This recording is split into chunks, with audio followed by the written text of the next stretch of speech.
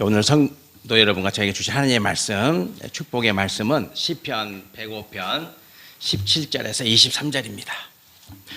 우리 하나님의 말씀을 아멘으로 받읍시다. 시편 105편입니다. 17절에서 23절, 구약 성경 879페이지입니다. 제가 17절 말씀을 먼저 봉독하겠습니다. 시편 105편 17절, 그가 한 사람을 앞서 보내셨음이여 요셉이 종으로 팔렸도다. 그의 발은 착고를 차고 그의 몸은 쇠사슬에 매였으니 곧 여호와의 말씀이 응할 때까지라. 그의 말씀이 그를 단련하였도다. 왕이 사람을 보내어 그를 석방함이여 뭇 백성의 통치자가 그를 자유롭게 하였도다. 그를 그의 집의 주관자로 삼아 그의 모든 소유를 관리하게 하고 그의 뜻대로 모든 신하를 다스리며 그의 지혜로 장로들을 교훈하게 하였도다. 자, 우리 함께 봉독합니다. 이에 이스라엘이 애굽에 들어가미여 야곱이 함의 땅에 나그네가 되었도다. 아멘. 딸이 수능 시험을 치렀는데 불수능이었다. 너무 어려웠다. 너무 어려웠다. 대통령이 문제 쉽게 나온다 그랬는데 너무 어렵게 나와가지고 수험생들이 많이 고생을 겪고 있습니다. 인생이 그런 겁니다. 쉽다고 해서 쉬운 것도 아니고 어렵다고 해서 어려운 것도 아닙니다. 여러분들 어렵고 힘든 것은 또 내 의지와 내 생각과 내 판단을 벗어나는 일들은 모두 다 하나님의 계획 안에서 축복이 됩니다.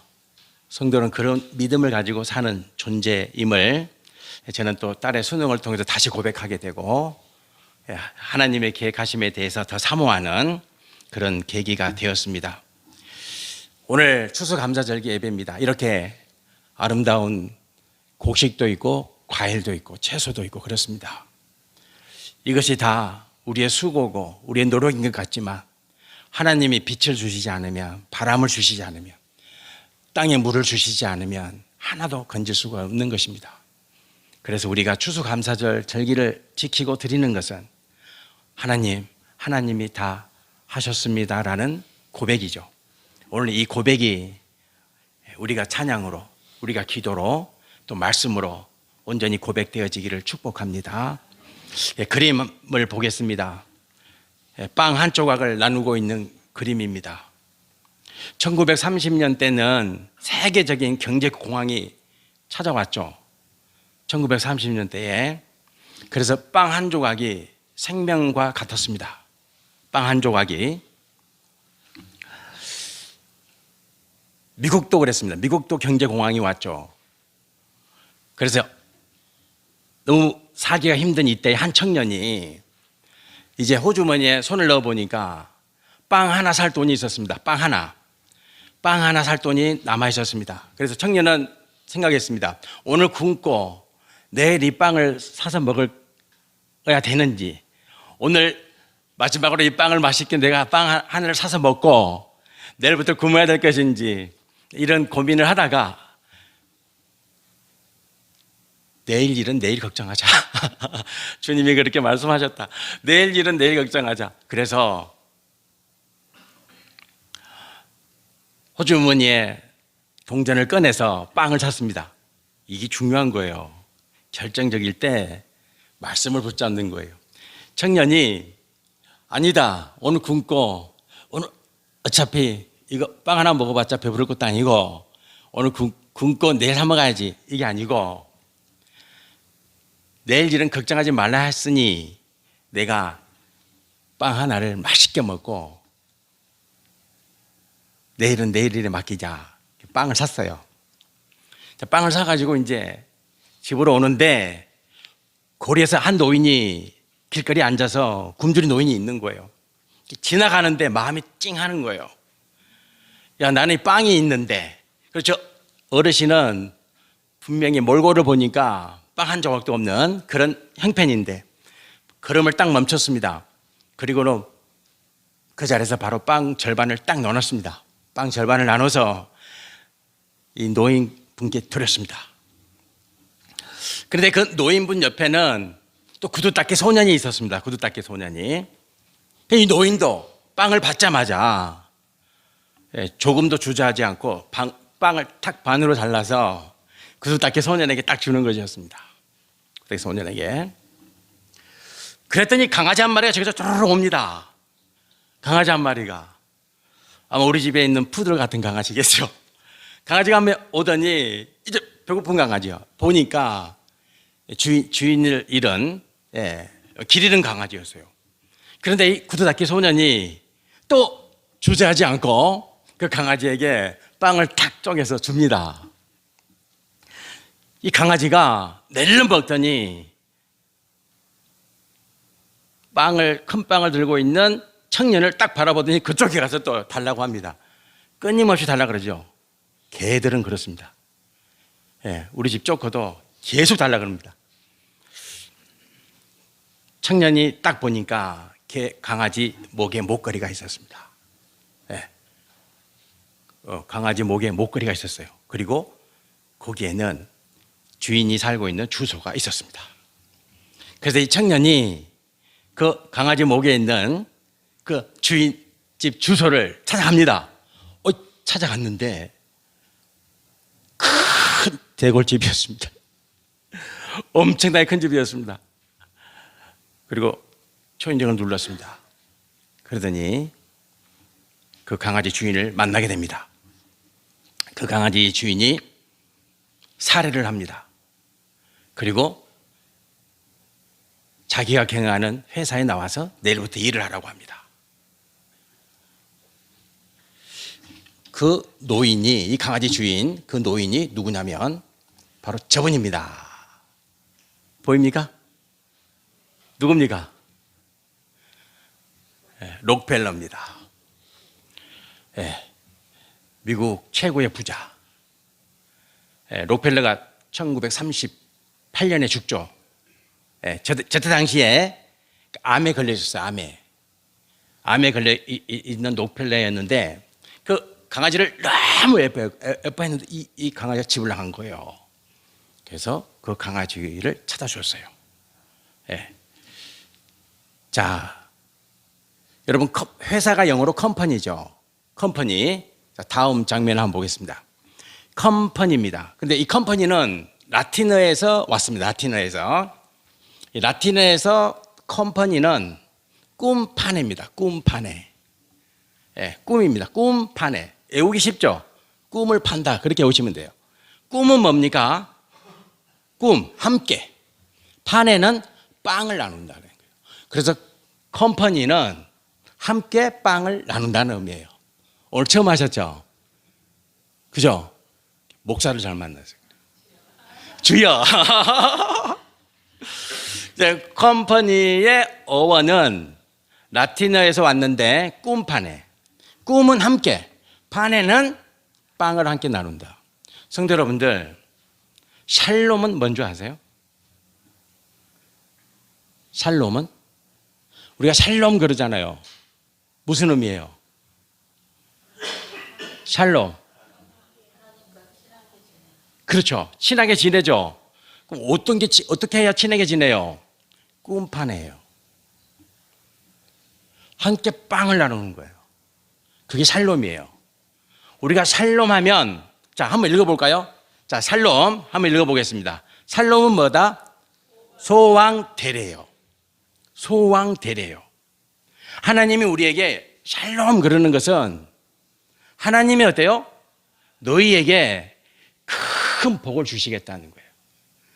성도 여러분과 저가 하나님께 예배를 드리고 성도 여러분과 저가 기도를 드리고 그러면 하나님은 어떻게 성도 여러분과 저를 대접해 주시냐면 큰 축복으로 대답해 주시는 거예요. 그게 뭐냐면 샬롬이에요. 샬롬이에요. 샬롬. 여러분과 저가 하나님께 드리는 것은 정말 적은 거예요. 그러나 하나님이 여러분과 저에게 주시는 것은 너무 다 큰 거예요. 그 증거가 예수님이세요. 예수님을 나에게 주신 거예요. 예수님을 성도 여러분들에게 주신 거예요. 그래서 여러분과 저가 하나님의 자녀가 된 거예요. 샬롬은 이런 거예요. 그래서 여러분과 저가 오늘 추수감사절기 예배를 드린 때에 아버지, 제가 드린 것이 보잘것없지만, 제가 하나님께 드리는 것이 적고도 적지만 하나님 내게 주신 은혜가 너무 큽니다. 이 고백이에요. 추수감사절기는. 오늘 잘 올라오셨습니다. 예, 잘 올라오셨습니다. 예, 그리고 우리 김명자 선거님도 잘 올라오셨습니다. 우리 김필수 집사님이 모시고 올라오셨는데 잘 올라오셨습니다. 이 자리가 샬롬의 자리고 하나님의 크고 놀라운 축복이 앞으로도 성도 여러분들에게 옵니다. 믿으시길 바라겠습니다. 네, 믿으시길 바라겠습니다.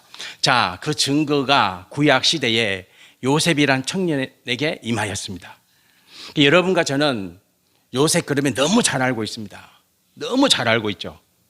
너무 잘 알고 있는데 오늘 우리가 반드시 알아야 될 거 세 가지 메시지를 오늘 말씀을 통해서 간단하게 찾아보고 그 말씀으로 은혜 받기를 소망합니다. 네, 우리가 잘 알다시피 요셉은 야곱의 아들입니다. 야곱의 아들입니다. 그리고 이때 당시는 막내입니다. 막내. 아직 베냐민이 태어나기 전이니까. 요셉이 막내고 요셉 위에 형들이 10명이 있습니다. 근데 그 형들이 요셉을 너무 미워했습니다. 그래서 형들이 요셉을 팔아버렸습니다. 돈 받고 애굽의 종으로 팔아버렸습니다. 팔아버렸어요. 자, 창세기 39장 4절 말씀을 같이 한번 봉독해 보겠습니다. 자, 창세기 39장 4절 말씀. 요셉이 그의 주인에게 은혜를 입어 섬김에 그가 요셉을 가정총무로 삼고 자기의 소유를 다 그의 손에 위탁하니. 아멘. 자, 이 말씀은 요셉이 애굽에 팔려왔는데 노예로, 이 노예가 된 요셉이 어디에 노예로 팔려가냐면 보디발의 집으로 팔려갑니다. 그 보디발이 바로를 경호하는 경호대장입니다.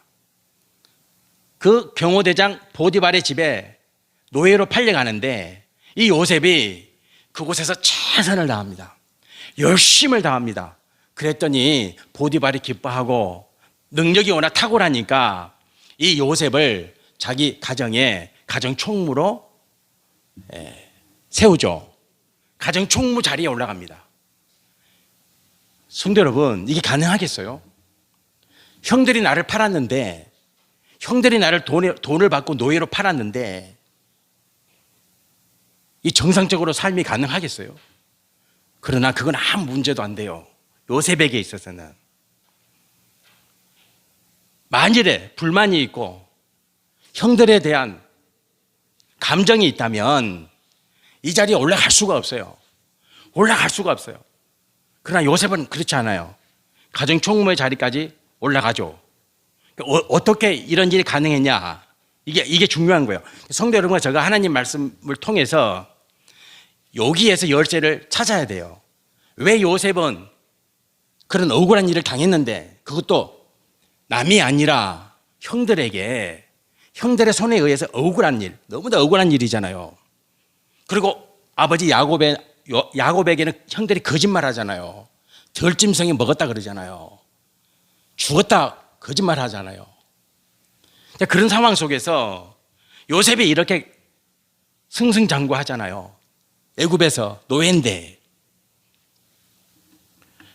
자, 이게 어떻게 가능하냐?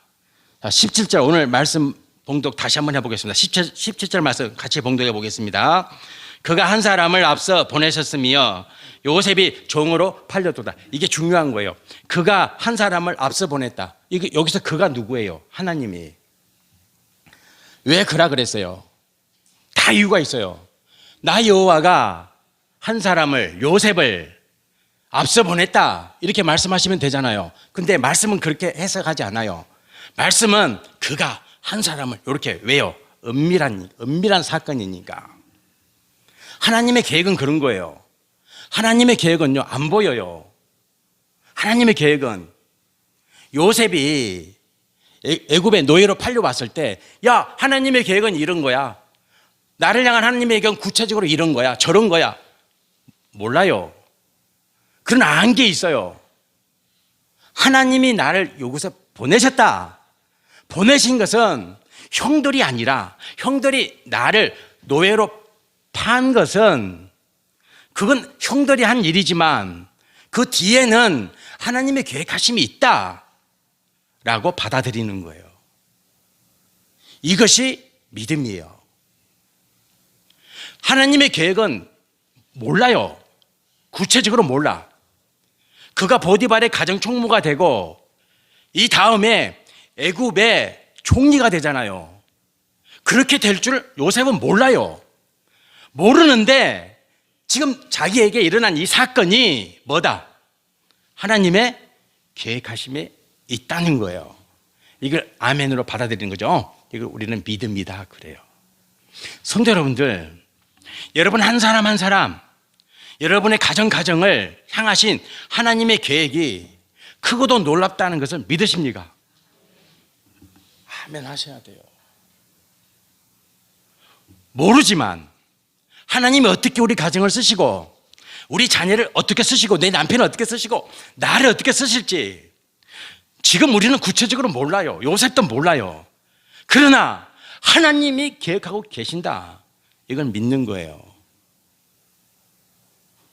그래서 요셉이 하나님의 계획 안에서 내가 팔렸으니까, 내가 이 애굽의 보디발의 집에 노예로 팔렸으니까 하나님의 계획하심이 있지, 최선을 다하는 거예요. 뭘 알아서 최선을 다하는 게 아니에요. 하나님의 계획하심이 있다는 그 한 가지 사실 때문에 그는 최선을 다해요. 그래서 가정에서 우두머리가 되는 거예요. 이게 성도예요. 여기에 모인 성도 여러분과 제가 최선을 다해서 사는 거예요.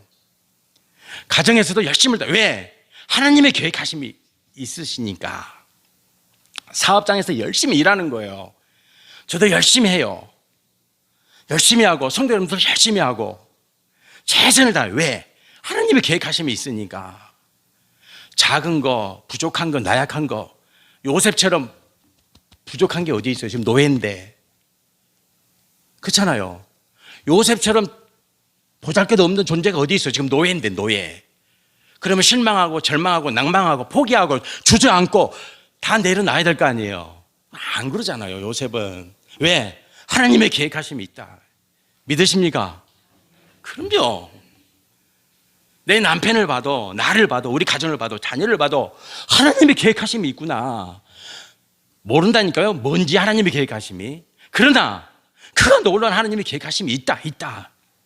그래서 요셉은 힘을 내는 거예요. 누구보다 열심히 일을 하는 거예요. 뭐 한 일을 맡겨주면 누구보다 철두철미하게 완벽하게 누구보다 탁월하게 그 일을 해내는 거예요.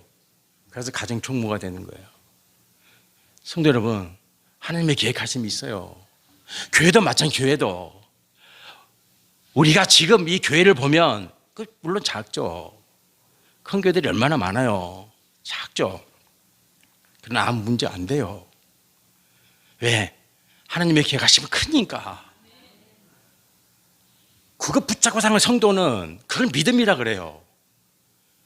그걸 믿음이다 그래요. 그걸 믿음으로 믿으시기 바랍니다. 요셉은 그 계획을 보는 거죠. 계획을. 자, 그러니까 일을 해도 신나는 거예요. 일을 해도 즐거운 거예요. 어떤 일을 해도 감사한 거예요. 하나님의 계획하심이 있으니까.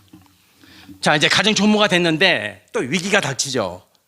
삶은 이런 거예요. 성도 여러분들, 인생은 팽탄한 그 인생 아니에요. 인생은 고난이에요. 고난.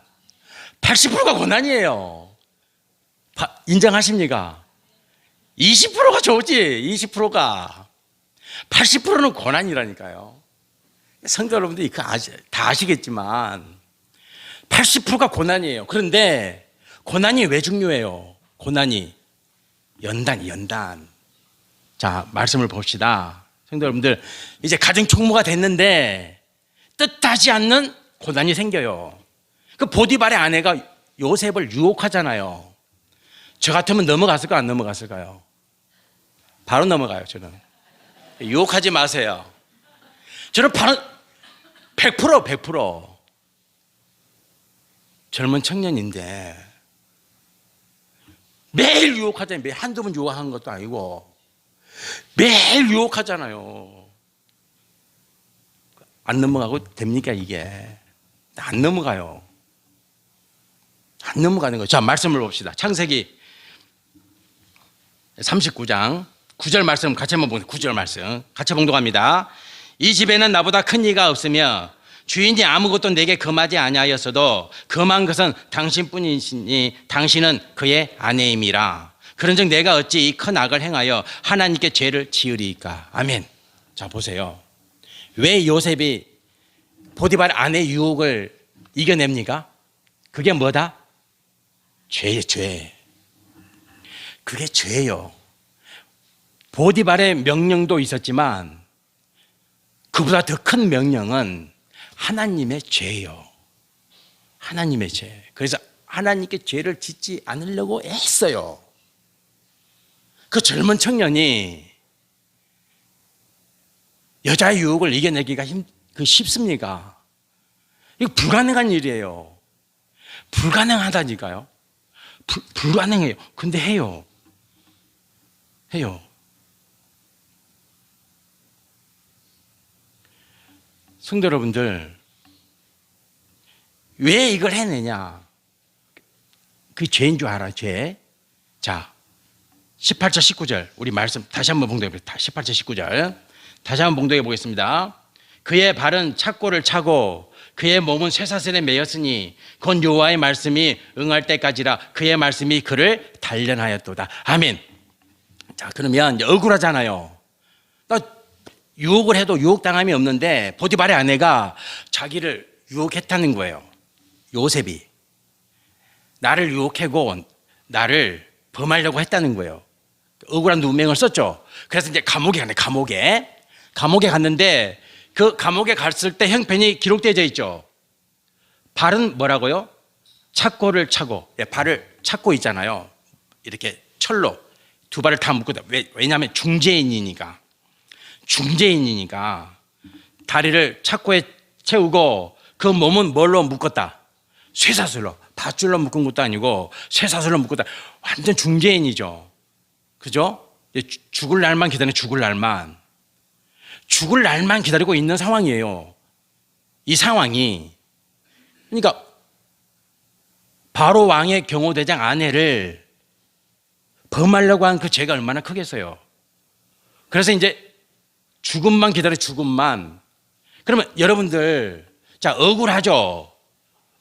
답답하죠. 보통 사람 같으면 화병이 나죠. 화병이 나지 않겠어요?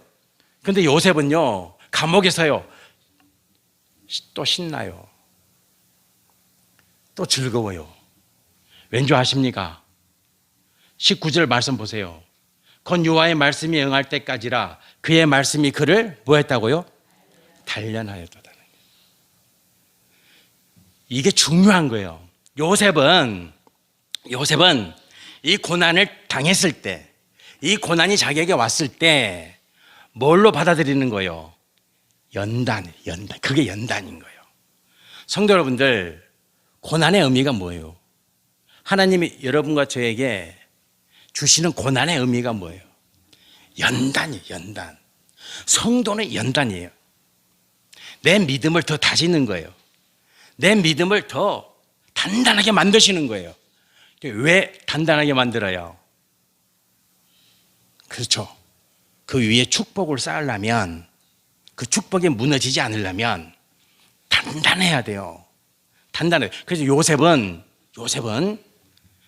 감옥에 억울하게 누명을 써서 감옥에 있지만, 발은 착고에 채이고 몸은 쇠사슬에 매였지만 감옥에서 어때요? 또 즐거워. 왜요? 연단이니까. 믿으십니까? 성도의 믿음이 있어야 돼요. 그래서 고난이 오면 아싸! 지금이 하나님이 나를 축복하시기 위해서 내 믿음을 연단시키는 것이구나. 이렇게 받아들여야 돼요. 요셉은 그렇다.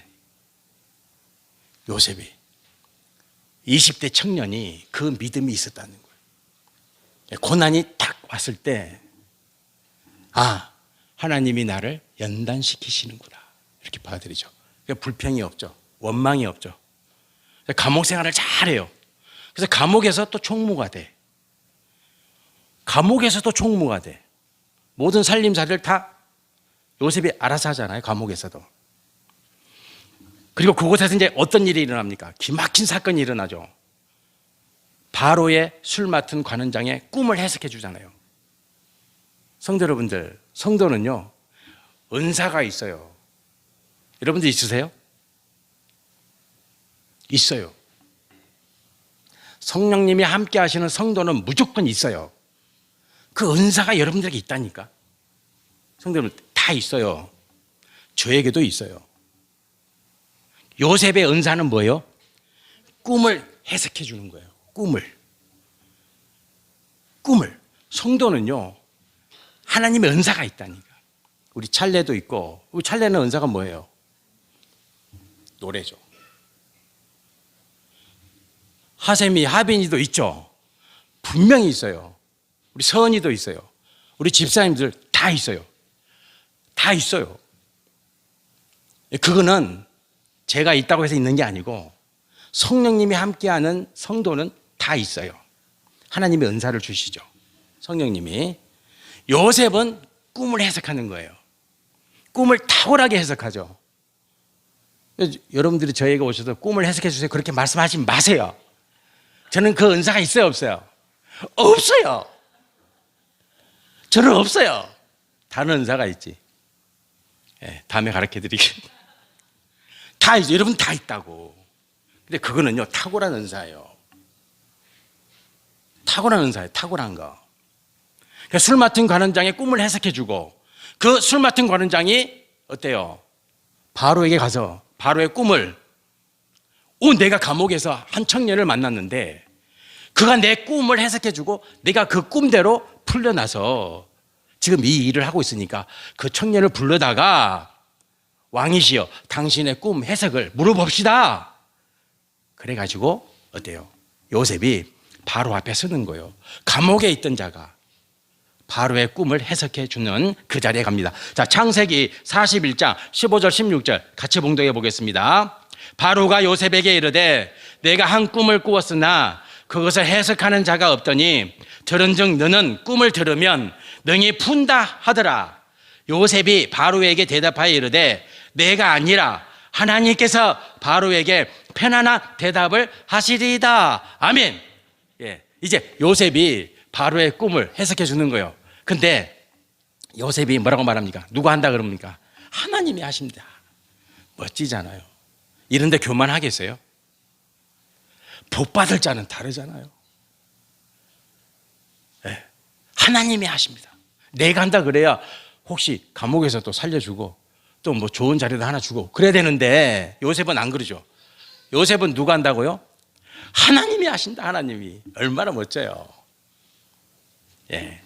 자, 그래서 요셉이 바로의 꿈을 해석해주고 그날 바로 그 자리에서, 그날입니다. 이틀 후도 아니에요. 한 달 후도 아니에요. 바로 그 자리에서 바로가 이 요셉을 뭐가 되게 합니까? 너는 애굽의 총리가 되라. 이렇게 말합니다. 그 자리에서. 죄인인데, 감옥에 있는 죄인인데 바로 그 자리에서 하루 상간에, 이틀도 아니고 3일도 아니고 바로 그 자리에서 너는 오늘부터 애굽의 총리다. 성도 여러분, 놀랍지 않습니까? 저는 이런 축복을 기대합니다. 늘 기대하며 삽니다. 다음 주에 창성교회 100명이 올라온다. 주여 믿습니다. 저는 매일 그렇게 합니다. 이번 주가 아니군요. 다음 주 될 줄 믿습니다. 정말 그렇게 기도한다니까요. 여러분들 그렇게 소망하십니까? 아멘 하세요. 소망해야 돼요. 그러면 기도하게 돼 있잖아요. 왜 기도 안 해요? 소망이 없거든. 하나님의 계획하심에 대해서 기대가 없어요. 하나님의 그 놀라운 계획에 대해서, 하나님의 그 놀라운 섭리에 대해서 기대가 없거든요. 기도 안 하죠. 예배도 안 드리죠. 안 하죠. 저는 기대합니다. 성도 여러분, 한 가정을 기대하고 기도합니다. 그리고 우리 자녀들, 우리 젊은 청년들, 우리 어린 소자들을 품고 매일 기도합니다. 기도합니다. 왜? 하나님의 계획하심이 크다. 알기 때문에 그렇습니다. 믿기 때문에 그렇습니다. 그런 복 누리시기를 축복합니다. 예. 자, 총리가 됐습니다. 자, 이제 더 기막힌 일이 일어납니다. 아버지 야곱을 만납니다. 아버지 야곱은요, 요셉이 죽은 줄 알았거든요. 그런데 아니, 애굽의 총리가 되어 있습니다. 그래서 이 아들이 아버지를 오라 합니다. 아버지, 나랑 같이 삽시다. 이제 가나안 땅에서 내가 살고 있는 애굽 땅으로 오세요. 그리고는 아버지를 오게 하시죠. 그때 야곱이 몇 명을 데리고 옵니까? 70명. 70명의 가소들을 이끌고 아들 요셉이 있는 곳으로 옵니다. 우리 창세기 46장 34절 말씀 마지막으로 같이 한번 봉독해 보겠습니다. 당신들은 이르기를 주의 종들은 어렸을 때부터 지금까지 목축하는 자들이 온데 우리와 우리 선조가 다 그러하나이다 하소서. 애굽 사람은 다 목축을 가증히 여기나니 당신들이 고센 땅에 살게 되리이다. 아멘. 예, 애굽에 있는 고센 땅, 고센 땅, 목축하기에 최적의 조건, 환경 조건을 갖춘 이 고센 땅에서 이제 아버지 요셉과 같이 삽니다. 이 사건이 왜 중요합니까? 성도 여러분들, 1000년 전에, 1000년이 아니죠. 한 600년 정도 됐겠어요. 요셉으로부터 시작해서 600년 전에 아브라함이, 요셉의 아버지가 누굽니까? 야곱. 야곱의 아버지가 이삭. 이삭의 아버지가 아브라함이죠. 고조죠, 고조. 고조죠? 고조. 요셉의 고조가 누구예요? 아브라함이에요. 아브라함이 하나님으로부터 축복을 받았죠. 너의 본토 아비 집을 떠나라. 내가 너를 창대케 하리라. 내가 지시할 땅으로 가라. 내가 너의 후손들을 하늘의 별보다 많게 하리라. 그래서 600년이 지난 후에 이제 요셉이 아버지 야곱을 만나고 그곳에서 70명이 삽니다. 그 70명이 이스라엘 민족을 만듭니다. 하나님의 계획이 큽니까? 적습니까? 성도 여러분들, 적습니까? 큽니다. 너무 다 큽니다. 저는 이 소망으로 목회합니다. 저는 이 소망으로 성도 여러분들의 가정을 품고 기도합니다.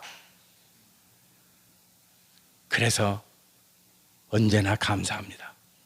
부족한 가운데서도 감사하고 모자란 가운데서도 감사하고,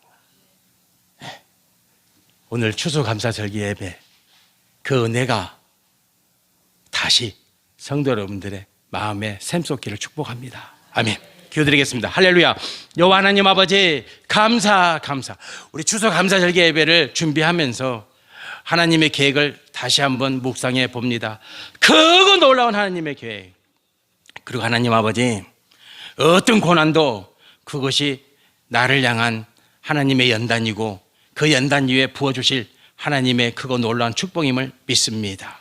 이 믿음으로 오늘 추수감사절기 예배를 드리오니 받으시옵소서. 예수님 이름으로 기도드립니다. 아멘.